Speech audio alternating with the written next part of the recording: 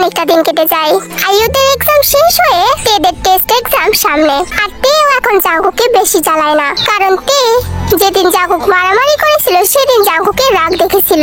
সেদিনকে জাঙ্কুককে দেখে যতটা ভয় পেয়েছিল ততটা বেশি ভালোবেসে ফেলেছিল, আবার মজাও নিয়েছিল। আর জাঙ্কুকও চায় না যে ওর জন্য তের ভবিষ্যৎটা নষ্ট হয়ে যাক, তের পড়াশোনায় মন না থাক। তাই জাঙ্কুকও তেকে এখনো কিছু বলেনি। দিন এভাবেই যাচ্ছিল, দুজনের চোখ আড়াআড়ি তাকানোর মাধ্যমে আর কিছু মিষ্টি কথার মাধ্যমে। একদিন হঠাৎ করে জিহব জাঙ্কুকের কাছে যায় কিছু বলতে। তখন জাঙ্কুকের সাথে জিহবের দেখা হলে জিহব বলে, আমি তোকে কিছুদিনের জন্য বেড়াতে নিয়ে যেতে চাই, তো তোমার কাছে ছুটি নিতে এসেছি, তো তুমি কি বলো? হ্যাঁ জিহব ভাইয়া, আপনি নিয়ে যান, সমস্যা নেই, কিন্তু কতদিন? বেশি দিন না, এই এক সপ্তাহ মাত্র। ওহ, এক সপ্তাহ মোটামুটি অনেকটাই দিন। এতে তো ওর পড়া অনেক বেশি লস হয়ে যাবে, সামনেই ওর টেস্ট এক্সাম। সমস্যা নেই, আমি তো আছি, এই কয়দিন থেকে আমি পড়াবো। ওহ, তাহলে তো কোনো কথাই রইল না, আপনি ওকে নিয়ে যান। এরপর জিহব জাঙ্কুকের সাথে আর কিছুক্ষণ কথা বলে সেখান থেকে চলে আসে। আর জিহব যেহেতু জাঙ্কুকের বড় ছিল, তাই জাঙ্কুক বলেছিল ওকে তুমি বলেই বলতে, তাই জিহব জাঙ্কুককে তুমি বলে ডাকতো। জিহব চলে যাওয়ার সাথে সাথে তো জাঙ্কুক একদম টেনশনে পড়ে যায়। তেকে এক সপ্তাহ না দেখে থাকতে হবে, এটা ভেবেই তো ওর গা গোলানি আসছে। তবে কি করার, থাকতে তো হবেই। এরপর জিহবকে তেকে যখনই বলে যে ও জাঙ্কুকের থেকে ছুটি নিয়ে এসেছে, তখন তে অনেকটা খুশিও হয়, আবার অনেকটা মনও খারাপ করে। বেড়াতে যাবে বলে খুশি হয়, আর জাঙ্কুককে দেখতে পাবে না বলে মন খারাপ করে। এরপর তোরা সবাই রেডি হয়। ওরা আসলে এই শহর ছেড়ে একটু অন্য শহরে যাবে, যেখানে জিহবের ডিউটি পড়েছিল। ইউএস থেকে একটা টিম আসবে মেডিকেল ক্যাম্পিং করার জন্য, যেখানে ফুল দায়িত্ব জিহবের কাঁধের পার। তাই জিহবকে এই 5-6 মাস সেখানে ডিউটি করতে হবে, কষ্ট করে হলেও। জায়গাটা বাসা থেকে অনেকটা বেশি দূর হয়ে যায়, তাই জিহব এখন সবাইকে নিয়ে এই শহর থেকে অন্য শহরে যাচ্ছে। যাওয়ার আগ মুহূর্তে বিকাল হয়ে যায়, তার মানে এখন তের প্রাইভেট পড়ার সময় ছিল। তাই তে যাওয়ার আগে একটু ড্যানিয়া রোজের সাথে দেখা করতে যায়, কিন্তু উদ্দেশ্য ছিল জাঙ্কুকের সাথে দেখা করা। গিয়ে দেখে স্টাডি রুমে তো জাঙ্কুক ড্যানিয়া রোজকে পড়াচ্ছে। জাঙ্কুকের মনটাও অনেক বেশি খারাপ ছিল। তখন তে বলে ওঠে, স্যার আসবো? তখন জাঙ্কুক তাকিয়ে দেখে তে এই কথাটা বললো। জাঙ্কুক একটু অবাক হয়ে বলল, ভেতরে এসো, কিন্তু তোমার এক জায়গায় যাওয়ার কথা ছিল, তো সেটা কি হলো? হ্যাঁ স্যার, সেখানে তো যাবোই, কিন্তু আমি তো একটু ড্যানিয়া রোজের সাথে দেখা করতে আসলাম। কবে না কবে আসি, আবার যদি দেখা না হয়? দেখা হবে না, কারণ তুমি তো কয়েকদিন পরে চলে আসবে। তাহলে তো ঠিক, এখন আমি যাচ্ছি। ড্যানিয়া রোজ, আমি যাচ্ছি, ঠিক আছে, বাই। এই বলে তো তে সেখান থেকে চলে যায়। কিন্তু জাঙ্কুকের তো মন ছিল না, মনে হচ্ছিল তের সাথে আরেকটু কথা বলতে। তাই জাঙ্কুক ড্যানিয়া রোজকে বলে, আমি একটু আসছি, তোমরা পড়ো। জি স্যার বলে তো জাঙ্কুকও তের পেছনেই যায়। গিয়ে দেখে তে তো একদম পিপিলিকার মতো করে হাসছে। তার মানে তেও জানতো যে জাঙ্কুক ঠিক আসবে, না ছাড়া তে তো এতক্ষণে চলে যেত। তে যাচ্ছ তো ভালো কথা, কিন্তু তাড়াতাড়ি এসো। কেন স্যার, আপনি কি আমাকে খুব মিস করবেন? মিস করার কি আছে, তোমার সামনে টেস্ট এক্সাম, সো তাড়াতাড়ি এসো, তোমার পড়াশোনা লস হবে। চিন্তা করবেন না স্যার, আমার জিহব ভাইয়া আছে। আর আপনি তো জানেনই আমার জিহব ভাইয়া ডক্টর, তার মানে আমার জিহব ভাইয়া সব পারে। আমি তো আমার ভাইয়ের কাছে বলে নেব। স্যার একটা কথা বলি? বলো। স্যার ধরেন আমি যদি আর না আসি, তাহলে আপনি কি করবেন? মানে তুমি আর আসবে না? মানে না, মানে স্যার আমি বলছি আমি যেতে নিলাম, আর গাড়িটা রাস্তায় অ্যাক্সিডেন্ট করলো, আর আমি মরে গেলাম। এরপর যদি আমি না আসি, তাহলে আপনি কি করবেন? কথাটা শুনে তো জাঙ্কুকের বুকটা কেঁপে উঠলো। তখন তেকে ধমকের সুরে বলল, তে তুমি কি বোকা নাকি? এরকম উল্টাপাল্টা কথা কেন বলছো? তোমাদের গাড়ি কেন অ্যাক্সিডেন্ট হবে? তুমি কেন মারা যাবে? আজব। স্যার আমি তাই আর কি বললাম, আপনি বকছেন কেন? বকছি আমি, তোমাকে এখন ধরে পিটুনি দেওয়া উচিত। এসব কথা কেউ বলে? একটা জায়গায় যাচ্ছ, ভালোভাবে ফিরে আসো, এই কামনা করো, তারা তুমি মরা কামনা করছো। এ কি তুমি? সরি স্যার, ভুল হয়ে গেছে, আমি যাচ্ছি, বাই। এখন তো তে সেখান থেকে দৌড়ে চলে যায়। তার মানে জাঙ্কুকও বুঝেছিল যে তে ওর জন্যই ওয়েট করছিল। এদিক থেকে তে এসে গাড়িতে বসে জিহব তো গাড়িটা স্টার্ট দেয়। প্রায় 2-3 ঘন্টার পথে তো তেরা তাদের গন্তব্যে পৌঁছে যায়। জিহব তো আগে থেকে একটা বাসা বুক করে রেখেছিল, এখন সেখানে গিয়ে সবাই ওঠে। আর জিহব তো তের প্রত্যেকটা বই খাতা নিয়ে এসেছিল। আর জিহব কি চাচ্ছে সেটা তোমরা একটু পরেই বুঝতে পারবে। আর এদিক থেকে সবিনা তো অফিসে 1 সপ্তাহের জন্য ছুটি নিয়ে নিয়েছিল। সময় যে কিভাবে যায় সেটা কেউ বুঝতেই পারে না। দেখতে দেখতে 1 সপ্তাহ কেটে যায়। 1 সপ্তাহ কাটার পরেই তো সবিন সেখান থেকে চলে যায়, কিন্তু ইউনজন তো তের সাথে থেকে যায়। আর এই 1 সপ্তাহের মধ্যে জাঙ্কুকের একদিনও বাদ যায়নি অপেক্ষা করা। জাঙ্কুক তো প্রতি সকালবেলা এসে বেলকনিতে দাঁড়াতো তেকে দেখার জন্য, কিন্তু তে তো এখন নেই। জাঙ্কুকের মনটা তো এই কয়দিন অনেক খারাপ ছিল। আর তে যখন পড়তে আসতো সেই সময়টা তো জাঙ্কুক থেকে আরো বেশি মিস করতো। একদিন হঠাৎ করে জিহব জাঙ্কুককে ফোন দিয়ে বলছে, আসলে জাঙ্কুক আমি না তোমাকে একটা কথা বলতে চাই। জি ভাইয়া বলেন, কি বলবেন? তুমি তো জানোই আমি ডক্টর, আর বাসা থেকে আমার ডিউটি করতে অনেক বেশি টাফ হয়ে যায়। প্রায় 1 ঘন্টা লাগে এখানে আসতে।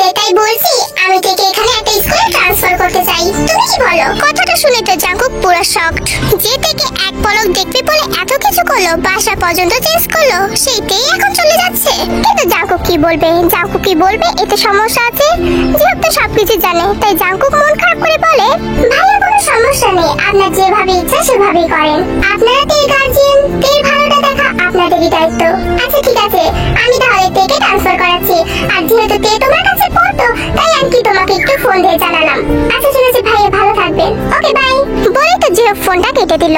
তার মানে জিহব চাচ্ছিল তেকে এখানে ট্রান্সফার করাতে। অন্যদিকে জাঙ্কুক মনে মনে অনেকটা বেশি কষ্ট পায়। তে কিভাবে পারলো আমাকে এভাবে ছেড়ে চলে যেতে?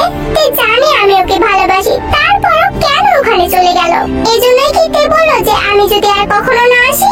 আমি যদি বুঝতাম তাহলে তেকে এখান থেকে যেতেই দিতাম না। এই ভেবে তো জাঙ্কুক অনেকটা পরিমাণের হতাশ হয়ে যায়। আর তে কিন্তু এসব কোনো কিছুই জানতো না। তে তো একদম রিল্যাক্সে আছে যে এক সপ্তাহ পর আমরা আবার বাসায় চলে যাব। অন্যদিকে এক সপ্তাহ কাটার পরে একদিন কাটে, 2 দিন কাটে, কিন্তু জিহবের তো যার কোনো নামই নেই। তখন তে একটু ঘটকা লাগে আর জিহবকে গিয়ে বলে, ভাইয়া তুমি বাসায় যাবে না? এখানে আর কতদিন থাকবে? আমার স্কুলও তো কামে যাচ্ছে। তে আমি তোমাকে একটা কথা বলি। হ্যাঁ বলো, তোমার আবার কথা বলতে পারমিশন লাগে নাকি? আমি চাইছিলাম এখানকার একটা ভালো স্কুলে তোকে ট্রান্সফার করাতে। এক্সামের তো বেশি দিন নেই, ট্রান্সফার করালে এখান থেকে এক্সাম দিতে পারবি। আর তুই তো দেখতেই পাচ্ছিস বাসা থেকে আমার ডিউটি করাটা কতটা কষ্টকর হয়ে যায়।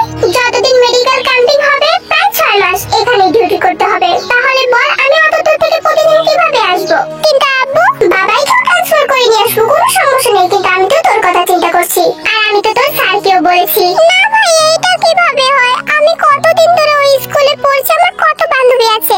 এখন যদি আমি এই স্কুলে ট্রান্সফার হয়ে আসি, তাহলে আমার আবার নতুন করে বান্ধবী বানাতে হবে। আর তুমি স্যারকেও বলে দিয়েছো। ভাই আমি অন্য স্কুলে ট্রান্সফার হব না, ওই স্কুলে পড়তে চাই। আমরা সবাই থাকছি এখানে, তুই থাকবি না? আমিও থাকবে। মামুনি আর বাবাই যদি তুই থাকিস তাহলে থাকবে, না হলে তা থাকবে। তোর উপর ভিত্তি করছে, এখন তুই কি করবি? তুই যদি বলিস ট্রান্সফার করাতে, তাহলে করবো, না হলে না করবো। আমি তো তোর মতে যাব না। ভাইয়া তুমি না বলেছিলে বিদেশ থেকে ফেরার পর তুমি আর কখনো দূরে যাবে না? তাহলে আবার কেন বাসা থেকে দূরে চলে আসলে? আরে পারলে কোথায় দূরে চলে আসলাম? মাত্র 1 ঘন্টা রাস্তা। কিন্তু প্রতিদিন কি আর 1 ঘন্টা রাস্তায় আসা যাবে? আমার ডিউটিতে দেরি হয়ে যাবে না? তাই আর কি 6 মাস এখানে থাকতে হবে। একটা কাজ করি, তোরা তাহলে বাড়িতে চলে যা, আর আমি এখানেই থেকে যাই। ভাইয়া তুমি বলেছিলে তুমি দূরে যাবে না। আচ্ছা ঠিক আছে, আমি প্রতি সপ্তাহে ফ্রাইডেতে তোর সাথে দেখা করতে যাব, ঠিক আছে? আর তুই যেহেতু চাচ্ছিস সেখানে ট্রান্সফার হতে, না তোর ওখানে অনেক ফ্রেন্ড আছে, তাই আমি তোকে বাধ্য করব না, তোর যা ইচ্ছা। আচ্ছা ঠিক আছে ভাইয়া, তোমার কথাই ঠিক। কিন্তু তুমি আমার সাথে প্রতি ফ্রাইডেতে দেখা করতে যাবে তো? হ্যাঁ অবশ্যই যাব, কেন যাব না? প্রমিস? আরে বাবা সত্যি যাব, 100% যাব। আমি কি তোর কথা ফেলতে পারি নাকি? আচ্ছা ভাইয়া ঠিক আছে, তাহলে বাড়িতে কবে যাবে? আর বেশি দিন না, আর মাত্র 2 দিন থেকে চলে যাব। আর তুমি এই 2 দিনে আমাকে অনেক জায়গায় ঘোরাবে এখানকার, তারপরে আমি যাব। আচ্ছা ওকে। এদিক থেকে তো সবকিছু ফিক্সড হয়ে গেল, তার মানে তে এখানে ট্রান্সফার হচ্ছে না। কিন্তু অন্য দিক থেকে তো জাঙ্কুক অনেক বেশি কষ্ট পাচ্ছিল যে এটা ভেবে তে বুঝি ওকে সত্যি সত্যি ছেড়েই চলে গেল। এভাবে তো আরো 2 দিন কেটে যায়। এই 2 দিনে তো ওরা অনেক ঘুরেছে আর ওরা অনেক বেশি মজা করেছে।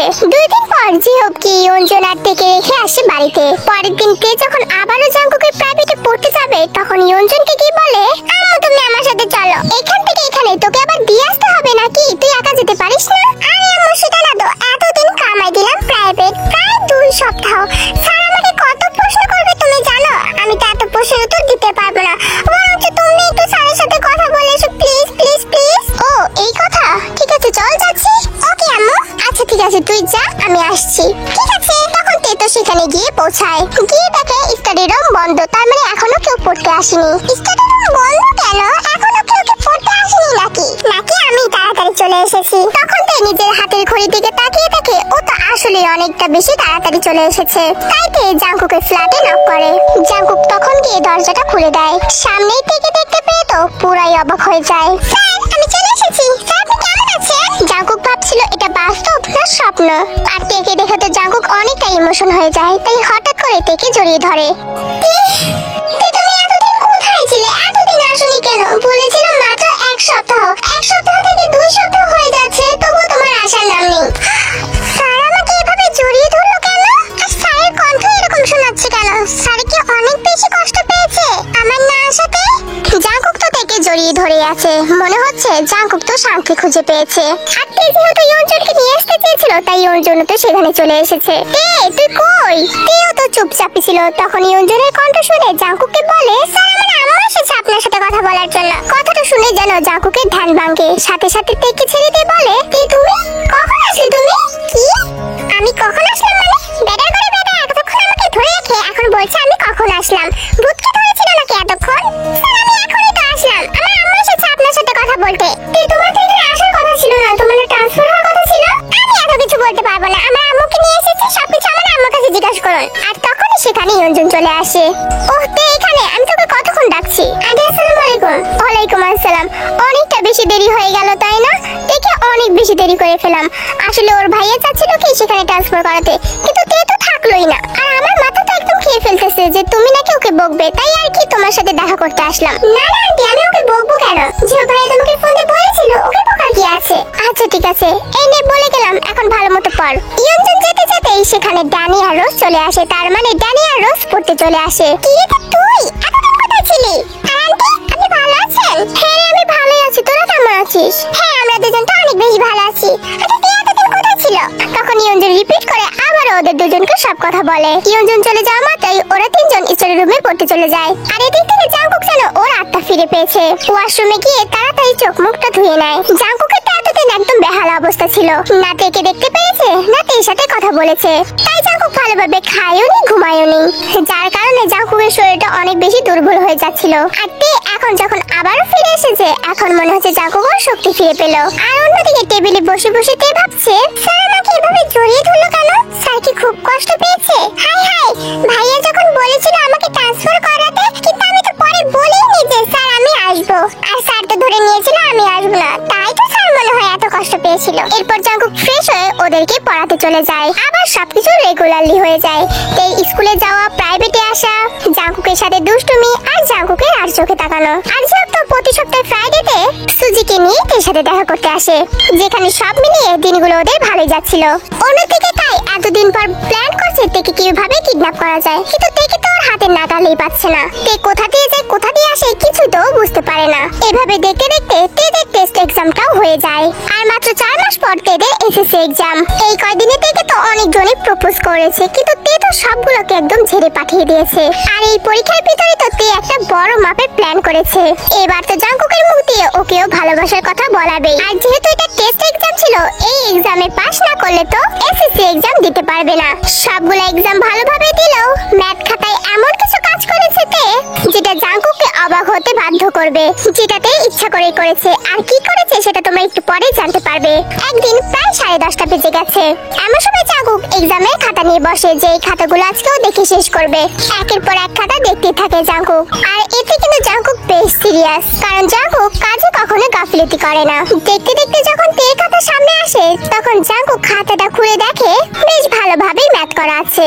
2-3 পৃষ্ঠা ভালোভাবে ম্যাথ করা ছিল।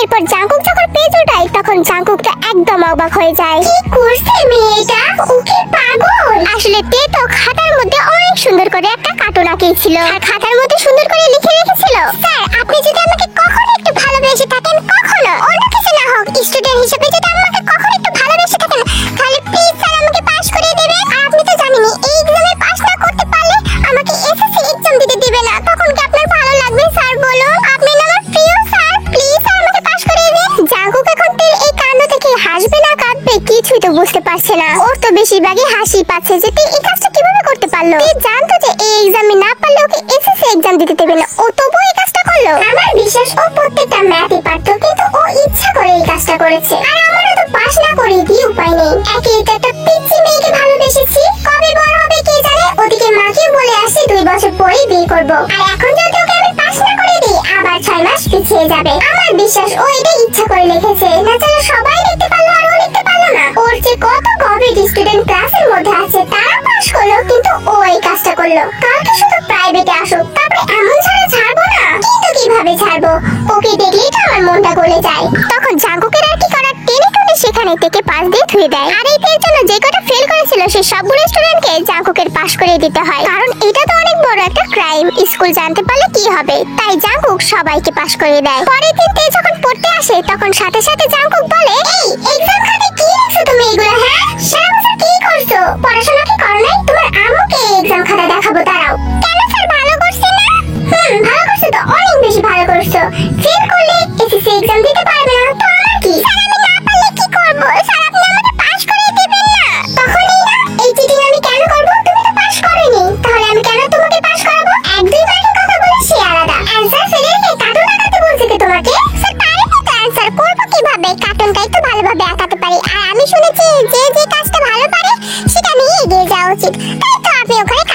ধুয়ে দিয়েছি। তোমাকে আর কি বলবো, কিছুই বলার নেই তোমাকে আমার। আর বলার আছে স্যার, আই লাভ ইউ বলে কি বলে তুমি? না না না স্যার, কিছু না, আমি পড়ছি। এরপর সবাই আসলে তো জাঙ্কুক সবাইকে পড়ানো স্টার্ট করে। বেশ কিছুদিন পর স্কুলে রেজাল্ট দেয়। তখন তে রেজাল্ট দেখতে গিয়ে দেখে তে তো সবগুলোতে পাশ করে গেছে। আর দেখে অন্যান্য সাবজেক্টগুলোতে অনেক বেশি ভালো করেছে, শুধু ম্যাথটা বাদ দিয়ে। ম্যাথে যে পাশ করেছে এই অনেক পাওয়া। রেজাল্ট দেখে এসে তো অনেক বেশি খুশি হয়ে যায় আর মনে মনে ভাবতে থাকে, স্যার আমাকে পাশ করিয়ে দিয়েছে, সত্যি আমাকে পাশ করে দিয়েছে। তার মানে আমি জিতে গেছি, সত্যি স্যার আমাকে ভালোবাসে। এবার দেখবো স্যার আমাকে কিভাবে না করে আর কিভাবে ইগনোর করে। আমি এই দিনটার আশায় তো ছিলাম। চল তোর কাজ শুরু করে দে। তখন তে তো জাঙ্কুকে খোঁজা শুরু করে দেয়। টিফিন টাইম ছিল, তাই দেখে জাঙ্কুক এক জায়গায় একা একাই দাঁড়িয়ে আছে। জাঙ্কুকের এই স্কুলে তেমন বেশি মিল ছিল না, তাই কোনো স্যার ম্যামের সাথে ভালোভাবে কথা বলতো না। শুধুমাত্র বাধ্য হয়ে আছে তের জন্য। তে যেদিন এই স্কুল থেকে বের হয়ে যাবে, জাঙ্কুকও সেদিনই চলে যাবে, কারণ তে যেখানে জাঙ্কুক তো সেখানেই। আর আজকে এই পর্যন্তই। পরের পার্টটা অনেক বেশি ইন্টারেস্টিং। আর এই পার্টে আমি কিছু কথা বলতে চাই। তোমরা সবাই বলছো তেকুকে মিল করে দাও, তেকুকে মিল করে দাও, কিন্তু হঠাৎই তো আর মিল করে দেওয়া যায় না। আর কতগুলো পার্ট হবে আমি নিজেও জানি না। স্টোরিটা যেভাবে ভেবেছি সেভাবেই তো এক্সপ্লেন করতে হবে, তাই না? আর অনেকে বলছো আপু ইউনমিন কোথায়, ইউনমিনকে দিবা না? হ্যাঁ, ইউনমিনও আসবে। স্টোরিটা একটু সিরিয়াল অনুযায়ী তো, তাই একটু ধাপে ধাপে আসছে, তাই একটু পার্টগুলো বেশি হচ্ছে। আর এই পরের পার্টগুলো আরো বেশি মজার। ধরে নিতে পারো তোমাদের কথা অনুযায়ী পরের পার্টে তেকুকের মিল হয়ে যাবে। ভালো লাগলে লাইক, কমেন্ট,